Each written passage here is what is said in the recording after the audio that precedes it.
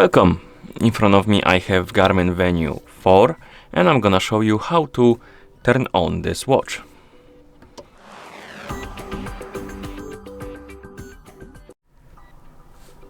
To turn on this watch we need to press and hold the upper button and keep holding it until the Garmin logo appears on the screen.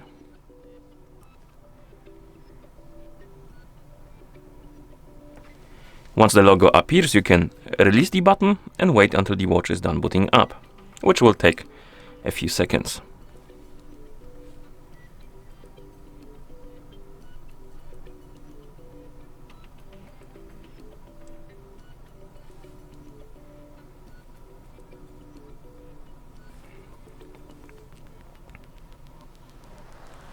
And here we have it, we're in the system now, and that's how you turn on this watch.